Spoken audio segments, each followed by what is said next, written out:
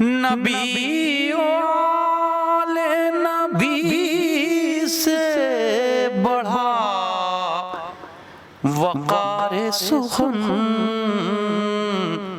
یہی سخن ہے حقیقت میں تاج دار سخن۔ السلام علیکم ورحمۃ اللہ وبرکاتہ۔ ناظرین، یہ پروگرام دلی سے نشر کیا جا رہا ہے اور آج ہمارے مہمان ہیں عالمی شہرت یافتہ عالم، ذاکر، مقرر مولانا غضنفر عباس طوسی صاحب۔ آئیے سنتے ہیں مولانا کا خصوصی بیان۔ اعوذ باللہ السمیع العلیم من الشیطان الرجیم، بسم اللہ الرحمن الرحیم، الحمد للہ رب العالمین، الصلاۃ والسلام علی سید الانبیاء والمرسلین وخاتم النبیین مولانا ابی القاسم محمد و اہل بیتہ الطیبین الطاہرین المعصومین المظلومین، اما بعد فقد قال سبحانہ وتعالی بسم اللہ الرحمن الرحیم، شہر رمضان الذی انزل فیہ القرآن ھدی للناس وبینات من الھدی والفرقان۔ الحمدللہ،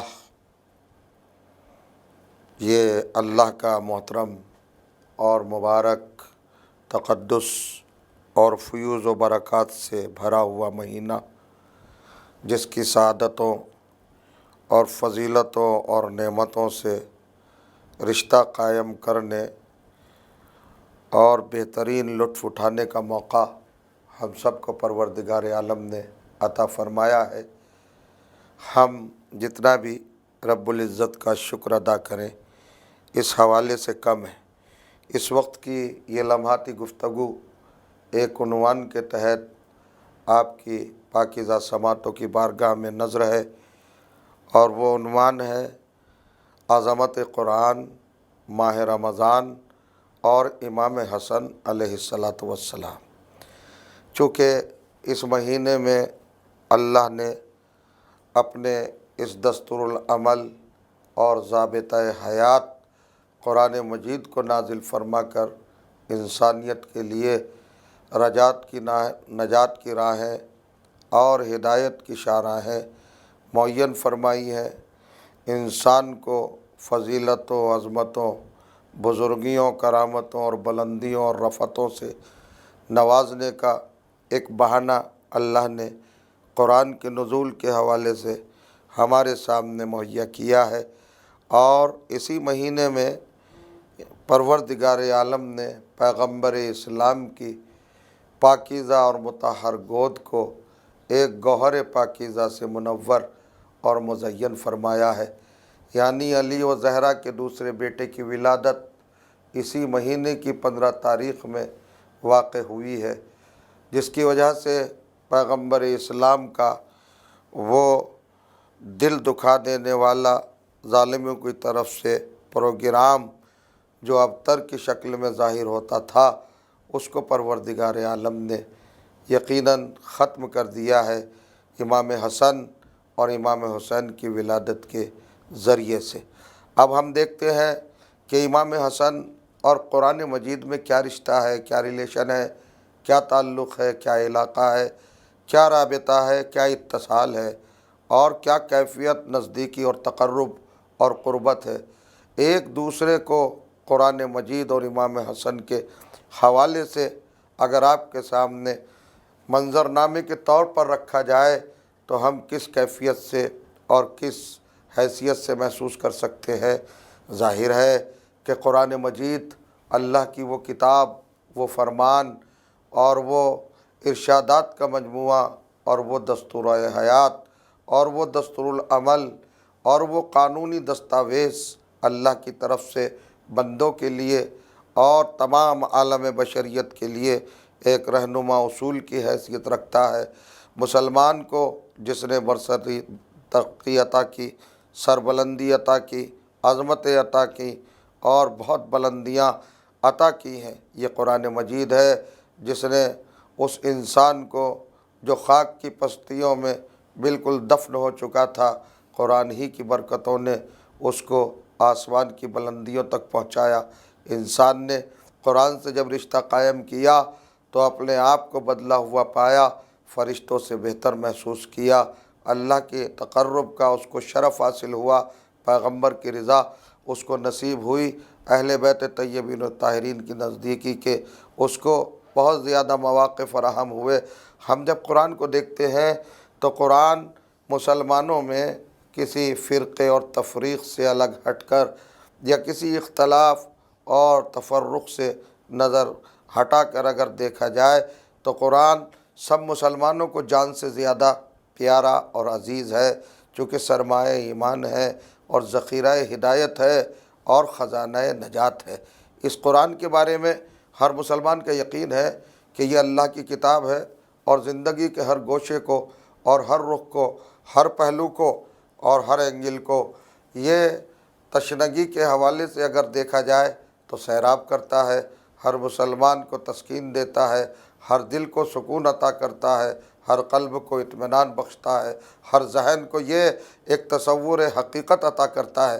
لیکن اگر ہم یہ دیکھیں کہ قرآن مجید ساری کائنات پر ایک احسان کا بے کراں سمندر ہے اور اللہ کا ایک ایسا مسلسل منصوبہ ہے جو انسانیت پر صبح قیامت تک احسان بن کر برستا رہے گا، تو قرآن کا احسان تو پوری امت پر ہے، پوری ملت پر ہے، پوری انسانیت پر ہے، پوری کائنات پر ہے، پورے یونیورس پر ہے، پورے جہاں پر ہے، سارے کشور پر ہے، ساری کائنات کی مخلوقات پر ہے، ذرے ذرے پر ہے، پورے موجودات پر قرآن مجید کا بہت بڑا احسان ہے۔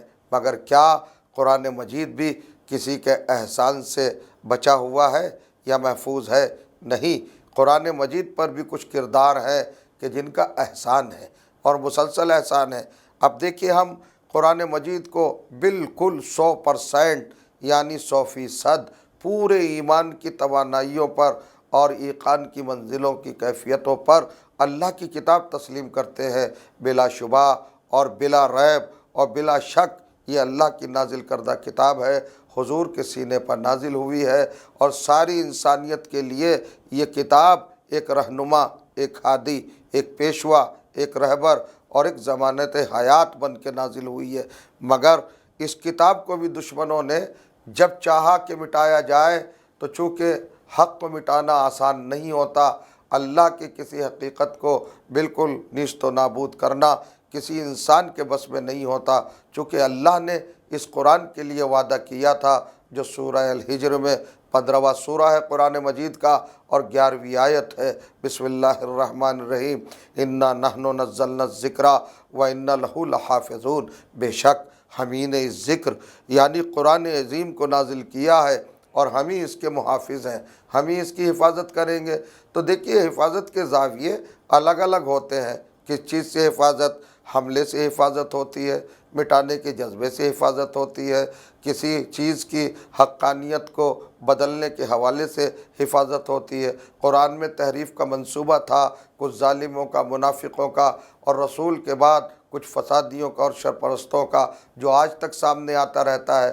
قرآن پر نت نئے حملے ہر روز ہوتے رہتے ہیں، کبھی سلمان رشدی کی شکل میں کوئی ظالم، خبیث، پلید اور ناجائز اولاد کی حیثیت سے سامنے آ جاتا ہے، کبھی کوئی اور قرآن مجید کو اپنے تمام نفسیات کی ایک ضد اور اس کو ٹارگیٹ بنا کر اور ایک نشان بنا کر، ہدف بنا کر قرآن مجید پر حملہ کرتا ہے۔ لیکن اللہ نے کہا ہم اس کی حفاظت کریں گے۔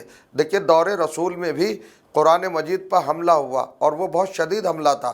بعد رسول قرآن کو مٹانے کے منصوبے بنانا یہ الگ بات ہے، لیکن دور رسول ہی میں بھی اتنے بدبخت اور اتنے جرأت مند لوگ تھے کہ جنہوں نے قرآن مجید کو مٹانے کی سازشیں اپنے سیاسی اصولوں پر استوار کی تھی، اور اتنے مکار اور اتنے عیار اور اتنے وہ لوگ اپنے طور پر ذہین سمجھے جاتے تھے کہ وہ قرآن مجید کے بارے میں پہلے تو ایک فارمولہ خود قرآن کا لے کے آئے، چونکہ قرآن نے ارشاد فرمایا تھا کہ ہم نے اس قرآن کو نازل کیا ہے اور ہم ہی اس کی حفاظت کریں گے۔ اور قرآن مجید کا ایک موقف یہ تھا کہ قرآن نے کسی کے اوپر زبردستی دباؤ نہیں ڈالا تھا، پریشر نہیں ڈالا تھا، کسی پر دبش نہیں تھی، کسی پر ظلم یا کسی کو بہت زبردستی یہ نہیں کہا گیا تھا کہ بھئی مانو قرآن کو، مانو قرآن کو، مانو قرآن کو، اس لیے کہ لا اکراہ فی الدین، دین میں جبر نہیں ہے، زبردستی نہیں ہے، اسلام میں زبردستی ہے ہی نہیں۔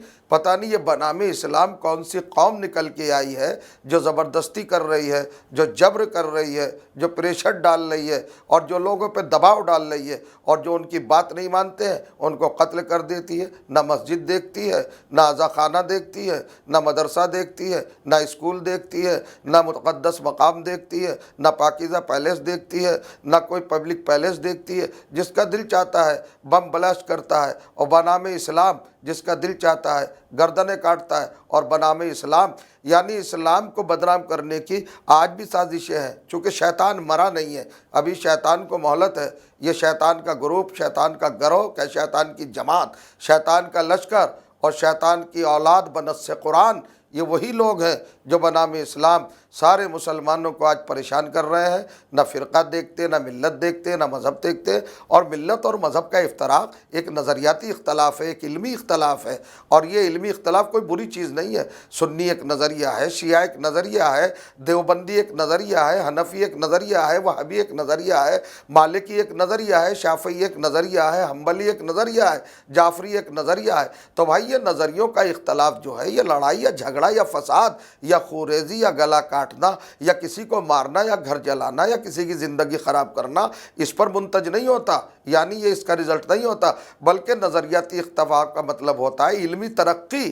اور علمی ترقی کا مطلب یہ ہوتا ہے کہ دیکھیں کس کی نظر کہاں تک پہنچتی ہے حقائق کے حوالے سے۔ یہ لڑائیوں کے لیے، جھگڑوں کے لیے، گردن کاٹنے کے لیے تھوڑا ہی تھا نظریاتی اختلاف، یہ تو علوم کی ترقی کے لیے تھا، اور یہ حقائق کی دریافت کے لیے تھا، اور یہ مسائل کو حل کرنے کی راہ میں ایک جہاد تھا۔ یہ جہاد، اصل جہاد یہی ہے۔ یہ فقہ کیا ہے بھئی؟ یہ فقہ حنبلی، فقہ جعفری، فقہ مالکی، اور یہ تمام چیزیں کیا ہیں؟ یہ نظریات ہیں۔ جتنا جس کو قرآن تک رسائی ہے، حدیث رسول تک رسائی ہے، ائمہ اہل بیت علیہ السلام کے اقوال تک رسائی ہے، یا جو علماء ما سبق کے تمام فتاوی پر نظر رکھتا ہو اور پھر انہی سے نتیجہ نکالنے کے لیے آگے بڑھتا ہو، یہ اختلاف کوئی دھما چوکڑی کے لیے یا گردن کاٹنے کے لیے یا تصادم کے لیے، ٹکراؤ کے لیے، یا ایک دوسرے کو غارت کرنے کے لیے یا تباہ کرنے کے لیے، مسجدوں میں خون بہانے کے لیے، یا امام باڑوں کو لہو میں غرق کرنے کے لیے، یا مقدس مقامات کو برباد کرنے کے لیے، یہ سب اختلافات نہیں تھے۔ یہ اختلافات نظر ہے۔ اختلافات نظر کا مطلب ہوتا ہے جستجو، تلاش، کیوریسٹی، تحقیق، اور ایک منزل تک پہنچنے کے لیے بہت پہم کوشش کرنا، اور پھر حصول علم کو اتنا مضبوط بنا دینا کہ ملت کی خدمت کے لیے کوئی لائحہ عمل اور کوئی ایسا راستہ ان کو آپ مہیا کر کے دیں کہ جس سے وہ اپنی نجات کو مضبوط اور مستحکم سمجھ سکیں۔ یہ ہے نظریات کے اختلاف کا مطلب۔ یہاں ان بےہودوں نے مسجدوں کو بھی نہیں چھوڑا، نہ جانے کیسا اسلام ہے۔ حالانکہ میں کہنا یہ چاہتا ہوں، اس رمضان کے مہینے میں، اللہ کے مقدس شہر میں، اس مہینے میں جس میں قرآن نازل ہوا ہے، اور امام حسن امن کا شہزادہ اور صلح و آشتی کا وہ پیغمبر جو خود پیغمبر کا جز ہے، جس نے اپنے تمام حقوق کو اس واسطے نہیں اپنایا تھا کہ فساد ہو یا خون بہے یا گلے کٹے، یہ سب کچھ نہیں کیا۔ بڑی دنیا کی دولت اور دنیا کی حکومت اور سلطنت کو آپ نے ٹھوکر مار دی، اس لیے کہ انسانیت کا خون نہ بہے اور آدمیت کی گردن نہ کٹے۔ کتنا بڑا امن کا شہزادہ تھا، اس کی آمد کا یہ مہینہ ہے۔ میں اس مہینے میں قرآن اور امام حسن علیہ السلام کے حوالے سے ایک بات کہنا چاہتا ہوں کہ جو بھی مسلمانوں میں یا عام انسانوں میں فساد کا بیج بو رہا ہے، تخم ریزی کر رہا ہے یا خوریزی کر رہا ہے، کسی کا گلا کاٹ رہا ہے، مظلوموں کے اوپر زبردستی اپنا زور چلانا چاہ رہا ہے اور اسلام کو شدت کے پیمانے میں ڈھالنا چاہ رہا ہے، وہ سن لے کہ وہ مسلمان ہے ہی نہیں۔ اس لیے کہ پیغمبر اسلام نے مسلمان کی جو ڈیفینیشن بتائی ہے اور جو مطلب بتایا، نماز پڑھنے والے کو مسلمان نہیں کہتے، یہودیوں میں بھی نماز ہے۔ روزہ رکھنے والے کو مسلمان نہیں کہتے، روزہ یہودیوں میں بھی ہے، عیسائیوں میں بھی ہے، ہندوؤں میں بھی ہے۔ ورت کے نام پر روزہ رکھا جاتا ہے اور روزے رکھے جاتے ہیں، ہر مذہب میں روزہ ہے۔ روزہ رکھ کے مسلمان نہیں بنتا، داڑھی رکھ کے مسلمان نہیں بنتا۔ داڑھی سکھ بھی رکھتے ہیں، دوسری قومیں بھی رکھتی ہیں۔ ہر فلاسفر کے ہم نے دیکھا ہے داڑھی نظر آتی ہے، سائنٹسٹ داڑھی رکھے ہوئے نظر آتا ہے۔ آج تو ساری دنیا داڑھی رکھتی ہے، آپ دیکھ لیجئے نریندر مودی کے چہرے پہ بھی داڑھی ہے، دوسرے لوگوں کو بھی داڑھی ہے۔ تو اس کا مطلب یہ نہیں کہ سب مسلمان ہو گئے، اسلام کی علامت نہیں رہ گئی ہے داڑھی، داڑھی رکھنا بھی مسلمان نہیں ہے، اور بھیا سجدے کرنا بھی مسلمان نہیں ہے۔ آپ سے زیادہ سجدے دوسری قومیں کر رہی ہیں۔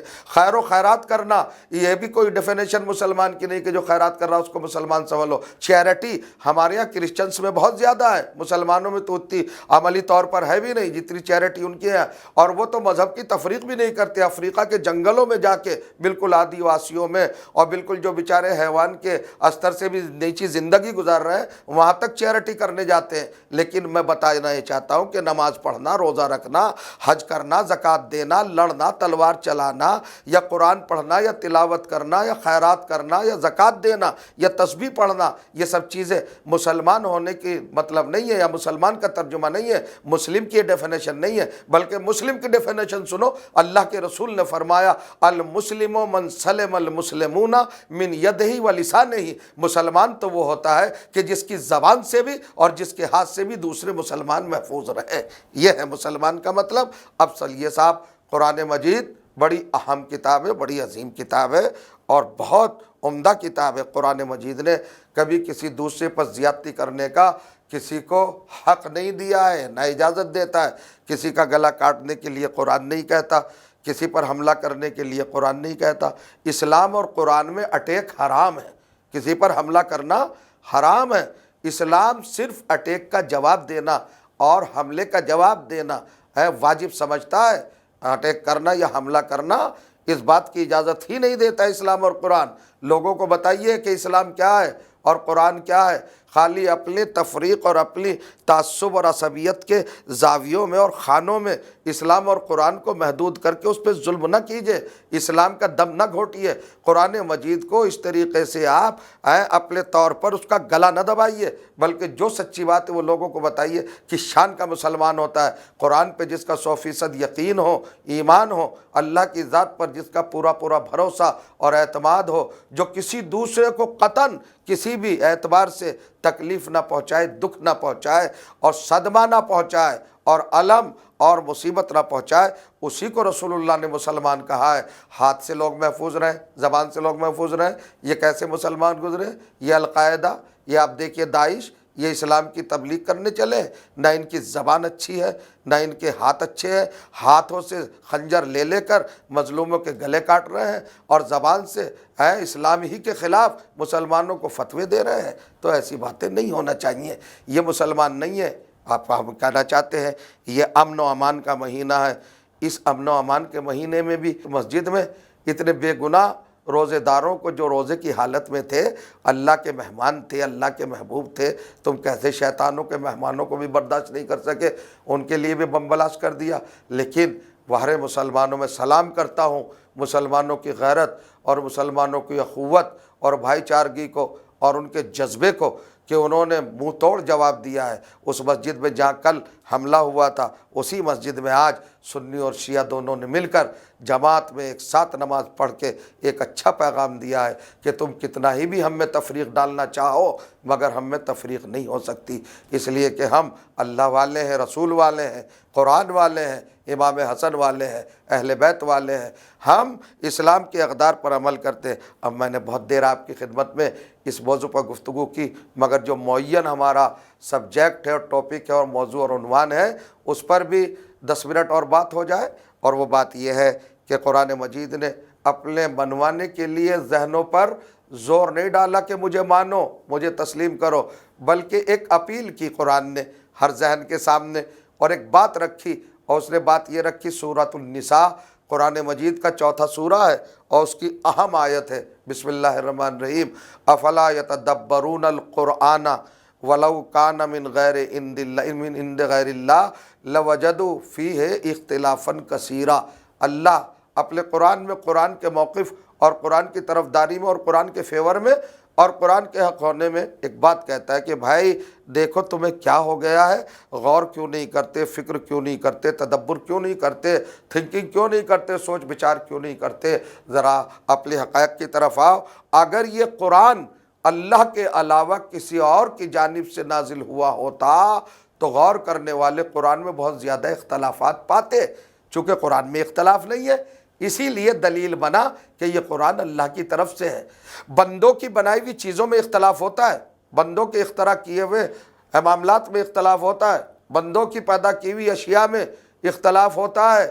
آج شاعر ہیں، وہ مصنف ہیں، مؤلف ہیں، رائٹر ہیں، آج کچھ اسلوب ہے، کل کچھ اسلوب ہے، بچپنے میں کوئی اور نظریہ ہوتا ہے، جوانی میں جذبات اور ہوتے ہیں، بڑھاپے میں میچور ہو جاتا ہے، پختہ ہو جاتا ہے، تو تحریر کا انداز بدلتا ہے، اسلوب بدلتا ہے۔ لیکن قرآن کا کمال یہ ہے کہ بے کے نقطے سے والناس کی سین تک کہیں پر طرز نہیں بدلا، انداز نہیں بدلا، اسلوب نہیں بدلا، بالکل کیفیت نہیں بدلی، وہی ایک ڈال۔ قرآن مجید کا کمال، فصاحت کا کمال، بلاغت کا کمال، دلوں کو برمانے والا، ذہنوں کو سکون دینے والا ہے، اور بالکل خرد اور عقل کو اپیل کرنے والا۔ اور کوئی سچے دل اور بالکل منصف مزاج اگر ہے تو وہ قرآن کے اللہ کی کتاب ہونے سے انکار کر ہی نہیں سکتا، اس لیے کہ قرآن فطری کتاب ہے، نیچرل بک ہے، اللہ کی طرف سے یہ فطری طور پر نازل ہوا۔ تو اللہ نے کیا کہا؟ بھئی دیکھو، اگر تم اس میں اختلاف پاؤ تو یہ میری کتاب نہیں ہے، چونکہ اس میں اختلاف نہیں ہے اس لیے میری کتاب ہے۔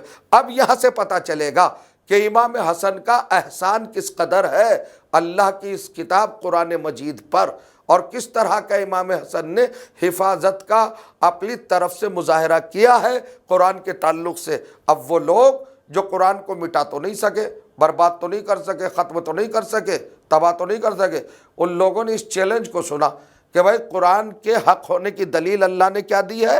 اللہ نے کہا اس میں اختلاف نہیں۔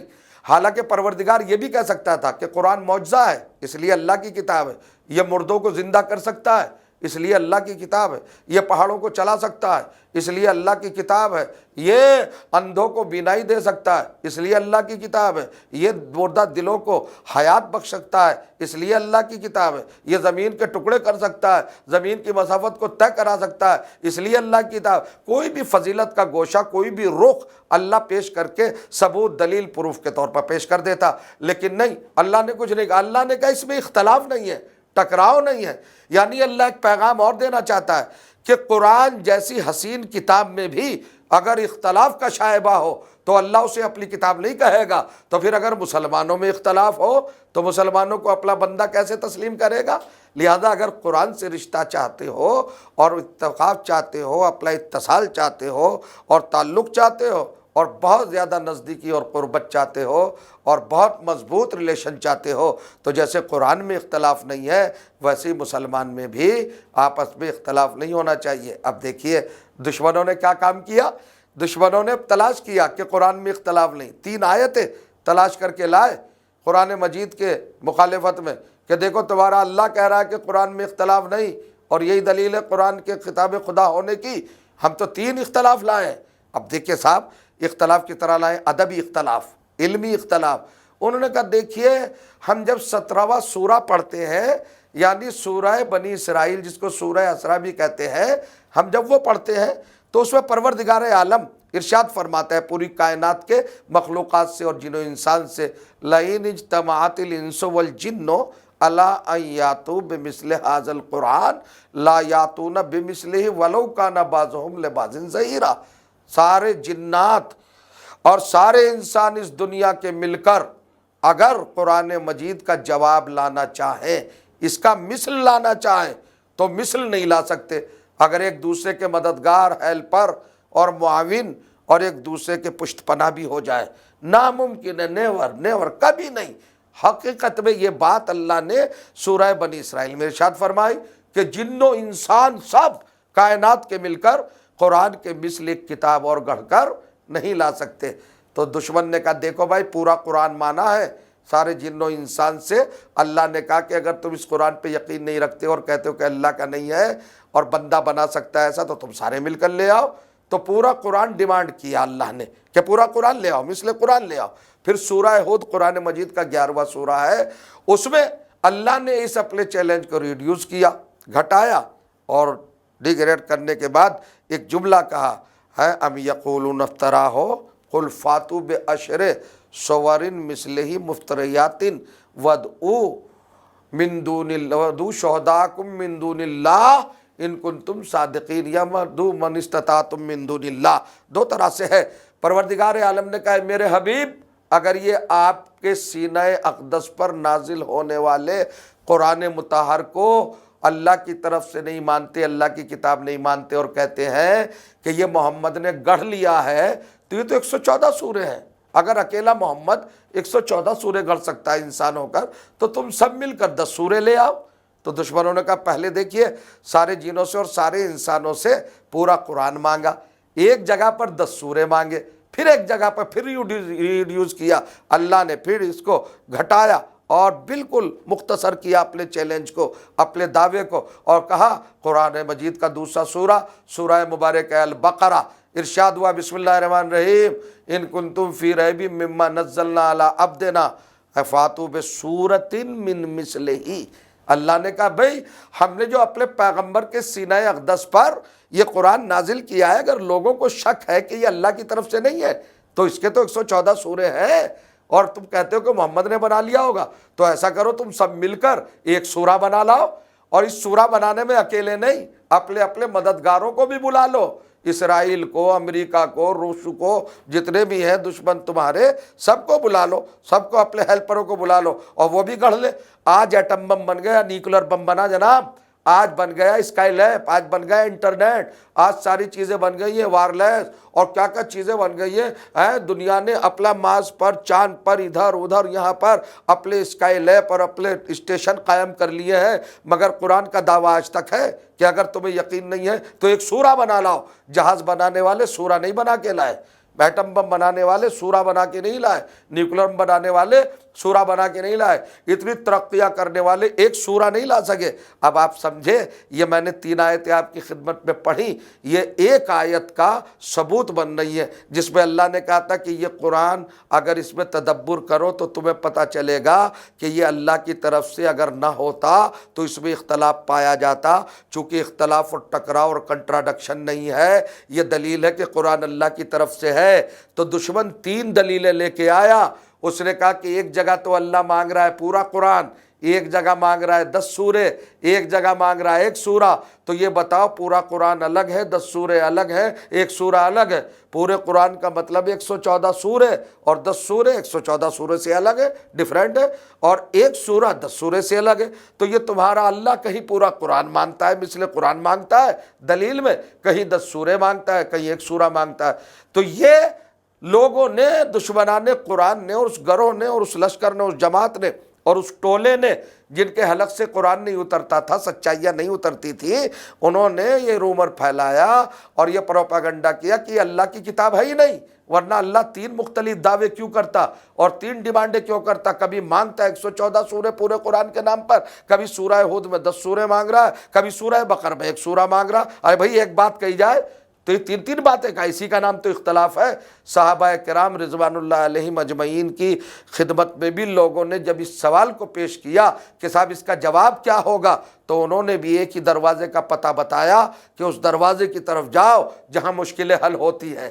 لہٰذا لوگ آئے، اور آنے کے بعد انہوں نے اسی شہزادے پر جس کا احسان قرآن پر ہے اس کی بارگاہ میں آئے، اور امام حسن کی بارگاہ میں آپ نے ایک سوال رکھا کہ اے امام وقت، اے رسول کے نواسے، اے علی کرم اللہ وجہہ کے بیٹے، اے فاطمہ زہرا صلوات اللہ علیہ کے لخت جگر، ہم پریشان ہیں، قرآن پر اعتراض ہے دشمنوں کا کہ 3 دعوے کیے ہیں اللہ نے، 3 مختلف ڈیمانڈیں کی ہیں، 110 سورے، 10 سورے، ایک سورہ یعنی پورا قرآن اور پارٹ آف قرآن، اور بالکل ہی گرا کر ایک سورہ، یہ 3 باتیں الگ الگ۔ امام مسکرائے، اور مسکرانے کے بعد کہا یہ بتاؤ یہ آج کا اعتراض ہے یا میرے نانا کے دور کا اعتراض ہے؟ کہ یہ آپ کے نانا کے دور کا اعتراض ہے جب قرآن نازل ہو رہا تھا۔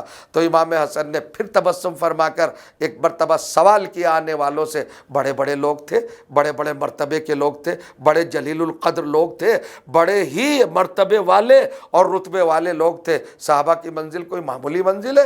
رسول کی خدمت میں بیٹھ کر فیض اٹھانے والے اور رسول سے وفاداری کرنے والے، ہماری جانیں قربان ہوں ان کرداروں پر، کیسے کیسے بڑے کردار تھے، وہ سب پوچھ رہے تھے امام حسن کے بچپن سے یہ سوال۔ امام نے تبسم فرما کے ایک سوال اور کر دیا ان سے کہ یہ بتاؤ میرے نانا کے صحابیوں، اس وقت جب قرآن نازل ہو رہا تھا تو قرآن کے اپوزیشن کتنے گروپ تھے؟ تو انہوں نے کہا جی 3 گروپ تھے۔ کہا بتاؤ کون کون سے گروپ تھے؟ کہا مشرک، کافر، منافق، 3 گروہ تھے۔ جو قرآن کا اپوز کر رہے تھے، جو قرآن کی مخالفت کر رہے تھے، جنہیں قرآن ہضم نہیں ہو رہا تھا، جن کے گلے قرآن اتر نہیں رہا تھا، وہ 3 گروہ تھے، ایک مشرک، ایک کافر اور ایک منافق۔ امام حسن نے پوچھا یہ مشرک کون ہوتے ہیں؟ کہا اللہ کے دشمن جو اللہ کو نہ مانے۔ کہا یہ کافر کون ہے؟ کہا یہ جناب جو رسول اللہ کو نہ مانے۔ کہا اور یہ منافق کون ہے؟ کہا جس کے دل اور زبان میں اختلاف ہو اسے منافق کہتے ہیں، اور علامتی طور پر صحابہ کرام کی زبان میں منافق اس کو کہتے ہیں جو علی سے بغض رکھتا ہو، مولا سے جو بغض رکھتا ہو۔ یہ کھلی ہوئی بات سب کتابوں میں ہے، اس میں کوئی اختلاف نہیں، میں اختلاف والی بات نہیں کر رہا ہوں۔ خود صحابہ کرام کا فرمان ہے کہ علی کا بغض نفاق ہے۔ توجہ کر رہے ہیں؟ تو اب 3 شخصیتیں سامنے، ذاتیں سامنے آ گئی، 3 ہستیاں، اللہ کا دشمن مشرک، رسول کا دشمن کافر، علی کا دشمن منافق۔ اور 3 چیلنج کیے اللہ نے، پورا قرآن لے آؤ، 10 سوروں کا جواب لے آؤ، 1 سورے کا جواب لے آؤ۔ اللہ نے اپنے دشمنوں سے کہا پورا قرآن لاؤ، اپنے حبیب کے دشمنوں سے کہا 10 سورے لاؤ، اور اپنے ولی کے دشمنوں سے کہا 1 سورہ لاؤ۔ غور کریں گے آپ نہیں لا سکے، نہ اللہ کے دشمن پورا قرآن لا سکے، نہ رسول اللہ کے دشمن 10 سورے لا سکے، نہ علی کے دشمن 1 سورہ لا سکے۔ صحابہ کھڑے ہوئے اور کھڑے ہونے کے بعد ایک جملہ کہا، اشہد انک کنت للرسول ولدا وللقرآن سندا۔ اے حسن، اے علی کے بیٹے، اے فاطمہ کے لخت جگر، اے امت کے محسن، اے شہزادہ امن و امان، اے جنت کے جوانوں کے سردار، اے نبی کی آنکھوں کی ٹھنڈک، اے فاطمہ کے دل کے قرار، اے مسلمانوں کے وقار، اے اسلام کے اعتبار، اے عزت شریعت، اے شہزادہ کائنات، ہم اس بات کی گواہی دیتے ہیں اشہد انک کنت للرسول ولدا، تو رسول کے لیے ولد ہے اور قرآن کے لیے سند ہے، یعنی اگر تو نہ ہوتا تو قرآن کو سند نہ ملتی۔ یہ ہے وہ امام حسن کا احسان کہ جنہوں نے اس مسئلے کو حل کیا، اور اس اعتراض کو جو دشمن قرآن کے اگینسٹ لے کے آیا تھا اس کو بالکل مکڑی کے جالے کی طرح امام حسن نے ایسے پراگندہ کر کے اور بکھیر کے بے وقت کر دیا کہ قرآن آج بھی اپنی پوری جوانی پر اور پورے شباب پر اور اپنے جلووں کی حیثیت سے آج بھی جگمگا رہا ہے۔ یہ امام حسن اور ان کے خاندان اور ان کے چاہنے والے اور ان کے اتباع کرنے والے، ان کے نانا کے پیرو، ان کے بابا کے اتباع کرنے والے، ان کے بھائی کے راستے پر چلنے والے اور ان کے خاندان سے محبت کرنے والوں کا آج بھی یہی وتیرہ ہے کہ جب بھی قرآن پہ کوئی حملہ ہو، دین پہ کوئی حملہ ہو، مذہب پہ کوئی حملہ ہو یا اتحاد پہ کوئی حملہ ہو تو ہمیشہ جواب دیتے ہیں اور مثبت جواب دیتے ہیں، حفاظت اسلام کے حوالے سے، حفاظت قرآن کے حوالے سے اور حفاظت شریعت کے حوالے سے اپنی جان ہمیشہ ہتھیلی پر رکھتے رہتے ہیں۔ وقت تمام ہوا عزیزوں، جتنا وقت ہے اس موضوع کے لیے وہ آپ کی خدمت میں عرض کیا۔ انشاءاللہ مزید اگر کبھی موقع ملا تو اور آپ کی خدمت میں آپ کی سماعتوں کی بارگاہ میں حاضر کرنے کی سعادت حاصل کروں گا۔ اسی کے ساتھ بس 2 لفظ دعا کہ پروردگار ہم مسلمانوں کو شعور اور عقل کا معیار عطا فرما تاکہ ہم حق کو حق اور باطل کو باطل سمجھ سکیں، اسلام کے راستے پر صحیح طور پر ہم چل سکیں اور اللہ اور اللہ کے رسول اور ان کے اہل بیت کی خوشنودی حاصل کر سکیں۔ ناظرین، ہمارے بیچ اس وقت ایک اور مہمان ہیں، وہ ہیں نیشنل ہارٹ انسٹیٹیوٹ کے senior physician doctor S M Kazim صاحب۔ ناظرین، نماز اور روزہ یوں تو ہر مومن، ہر مسلمان کے لیے فرض قرار دیا گیا ہے، لیکن اس کے کیا میڈیکل فوائد ہیں، آئیے سنتے ہیں ڈاکٹر ایس ایم کاظم صاحب سے۔ السلام علیکم۔ آج یہ موقع ملا ہے کہ رمضان مبارک کے دنوں میں ہم یہ عام پبلک کو بتا سکیں کہ رمضان کے میڈیکلی کیا کیا فائدے ہیں، تاکہ عام پبلک خدا کی رعایت کو ماننے کے ساتھ ساتھ یہ بھی محسوس کرے کہ خدا نے اس کے بدلے اس کو کیا دیا ہے۔ جیسے آپ دیکھ لیں ہر ریلیجس میں، چاہے ہندوازم ہو، بدھزم ہو، کرسچینٹی ہو، یہ جو فیسٹیول ہے، یہ جو پرب ہے ہمارا رمضان مبارک جس میں فاسٹ رکھتے ہیں آپ، تو اس کے ہر ریلیجس میں اس کا امپورٹنس بہت دیکھا گیا ہے۔ اس کی 2 وجہ بالکل سامنے آتی ہے۔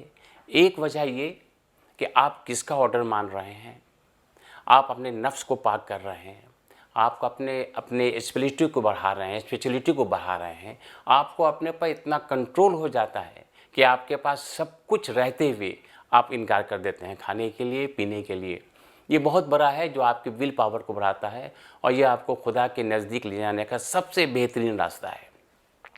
دوسری چیز، نیوٹن کی ایک تھیوری ہے کہ when there is a action there must be opposite equal reaction.